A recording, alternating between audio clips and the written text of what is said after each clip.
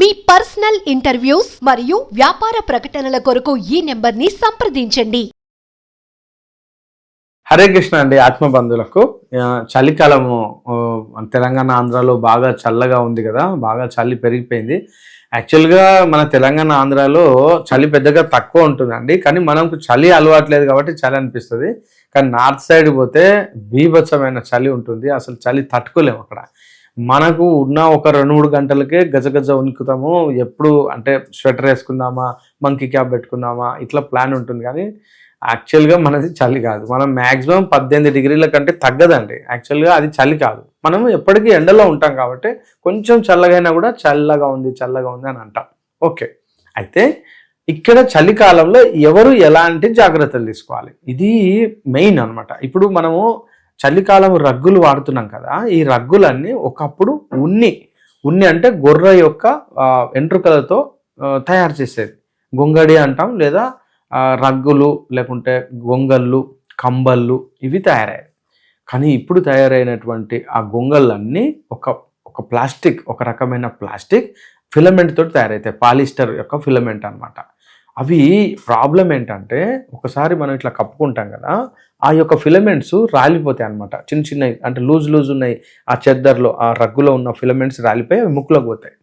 ఇది మనము అబ్జర్వేషన్ చేసాం. అయితే ఈ యొక్క ఫిలమెంట్స్ వల్ల అస్తమా రావడం, దగ్గు రావడం, చాలామందికి క్రానిక్ అంటే సిఓపిడిస్ అంటారు, అబ్స్ట్రక్టివ్ పల్మనరీ ఎడిమాస్ రావడం, ఇంకా లంగ్స్లో నీరు రావడం, ఇది మోస్ట్ కామన్గా పిల్లలకు ఎక్కువగా తరచుగా జలుబు రావడం, తరచుగా జబ్బు పడడం, తరచుగా సర్ది, ముక్కులో నుంచి నీళ్ళు కారడం, ఇది చూస్తున్నాం కదా. యాక్చువల్గా ఇది వచ్చేది ఆ యొక్క రగ్గు నుంచి.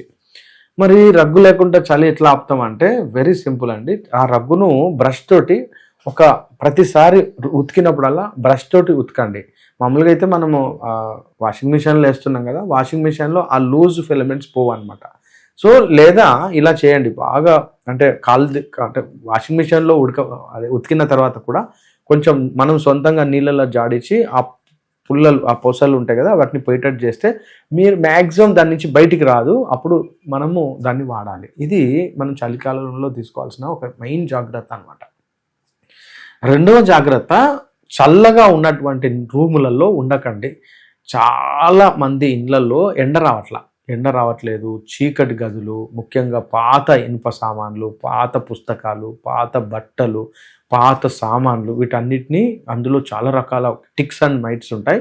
అవి చాలా ప్రమాదం అనమాట. అవి కంటికి కనబడవు, అవి కంటిన్యూస్గా వాళ్ళను పెద్దవాళ్ళు అయితే చాలా ఇన్ఫెక్ట్ చేస్తాయి అనమాట, ఈ యొక్క లంగ్స్ని ఇన్ఫెక్ట్ చేస్తాయి. సో మ్యాక్సిమం ఎండ వచ్చేటట్టుగా రూమ్స్ చూడండి, లేకుంటే పాత వాటిని తీసేయండి, లేకుంటే వాటిని రీసైకిల్ చేయండి, ఉతకండి. లేకుంటే ఇప్పుడు బుక్స్ అనుకోండి, ఓపెన్గా బుక్స్ పెట్టకండి, బుక్స్ను మొత్తం జాగ్రత్తగా ప్లాస్టిక్ కవర్లలో వేసి సీల్ చేసి వాటిని దాచిపెట్టండి. ఇది నంబర్ 3 అనమాట. ఇక ఇంకొక పాయింట్ ఏంటంటే, మెయిన్ ఆహార పదార్థాలు, చల్లగా ఉన్న ఆహార పదార్థాలు ఎట్టి పరిస్థితుల్లో తీసుకోవద్దు. చల్లగా ఉన్న ఆహార పదార్థాలు కొంతమందికి ఈ సీజన్లో టమాటో, పచ్చిమిర్చి, మరియు తర్వాత దోసకాయ, సొరకాయ, చల్లగా ఉండేటువంటి చింతపండ్లు ఇట్లాంటివి మనకు పడదు అనమాట, వాళ్ళు దూరంగా ఉండండి. కొంతమందికి స్వీట్స్ పడవు, ఈ సీజన్లో స్వీట్ మానేయండి. రాత్రిపూట ఆహారం తీసుకోవడం చాలామందికి అలవాటు ఉంది. ఈ సీజన్లో ఎక్కువగా మ్యాక్సిమం 5-6 గంటల వరకు మేజర్ మీల్స్ మీరు ఏం తినాలనుకుంటున్నారో 5-6 గంటల లోపల తినండి. ఎందుకంటే ఆ టైంలో మనకు అగ్ని ఉంటుంది, అంటే జీర్ణం చేసేటువంటి శక్తి బాగుంటుంది. నైట్ కాగానే ఈ యొక్క చలికాలంలో కొంచెం మనకు తగ్గుతుంది అనమాట, దాంతో కొంచెం ఇష్యూస్ వస్తాయి. ఇంకా మీకు తెలుసు కదా, ప్యూరెస్ట్ కొబ్బరి నూనె తీసుకోండి. మీరు పెట్రోలియం జెల్లీ వాడకండి దయచేసి. చిన్న తెల్ల డబ్బాలు, పైన బ్లూ కలర్ డబ్బా ఉంటుంది కదా, అది మీకు తెలిసి ఉంటుంది, పాటికి రుద్దుకోవడానికి ఎట్టి పరిస్థితుల్లో వాడద్దు. కొబ్బరి నూనె ఇస్ ద శ్రేష్టం. అసలు కొబ్బరి నూనె గడ్డ కడుతుంది, అది చాలా బాగా పనిచేస్తుంది. మీరు ఒళ్ళంతా నైట్ రుద్దుకోండి, హాయిగా పడుకోండి, మార్నింగ్ స్నానం చేయండి. ఇది చర్మం చాలా టాప్ మోస్ట్గా ఉంటుంది కొబ్బరి నూనెతో.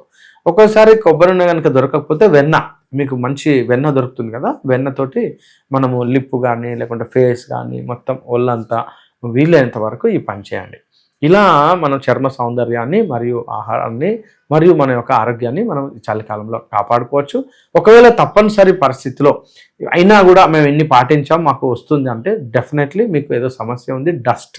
సో వీలైనంత వరకు డస్ట్ను ఊడవకుండా, ఒకవేళ ఊడ్చే పరిస్థితి ఉంటే ముక్కుకు ఖచ్చితంగా గుడ్డ పెట్టుకొని ఆ డస్ట్ను మనం పీల్చుకోకుండా ట్రై చేయండి.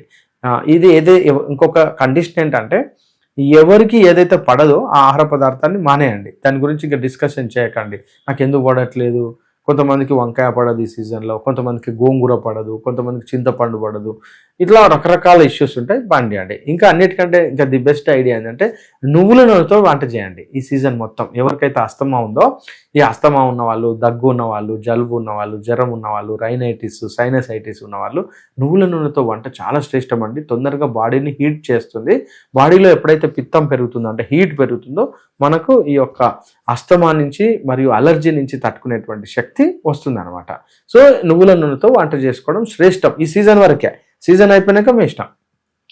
ఇలా మనము ఎక్కువగా చలిని తట్టుకునేటట్టుగా దుస్తులను ముఖ్యంగా చాలామంది ఏసీ వాడుతుంటారు. ఏసీ మ్యాక్సిమం 26 to 27 ఎబోనే పెట్టుకోండి. ఫ్యాన్ ఉన్న వాళ్ళు కంటిన్యూస్ ఫ్యాన్ వేయకండి, ఎందుకంటే ఫ్యాన్ వల్ల స్కిన్ డ్రై అయిపోతుంది. ఫ్యాన్ యొక్క స్పీడ్ను తగ్గించండి. ఇలా రకరకాలైనటువంటి పద్ధతులను, ముఖ్యంగా చిన్నపిల్లలు, ఇమ్యూనోసెప్రెసివ్ పేషెంట్స్, పెద్దవాళ్ళు, అసలే కదలికలేనటువంటి పెద్దవాళ్ళు, బెడ్ రిడన్ పెద్దవాళ్ళు, ఇంకా ఇట్లాంటి వాళ్ళందరికీ కొంచెం జాగ్రత్తలు పాటించండి. వాళ్ళు ఏం చెప్తున్నారో వినండి, వాళ్ళు ఏం చెప్తున్నారో నోట్ చేసుకోండి. ఎందుకు వస్తుందో మీరు కామెంట్ సెక్షన్లో ట్రై చేద్దాం, నేను కూడా మీరు చూద్దాం. కామెంట్ సెక్షన్లో పెట్టండి, నేను సలహా ఇవ్వడానికి అవకాశం ఉంది. హరే కృష్ణ.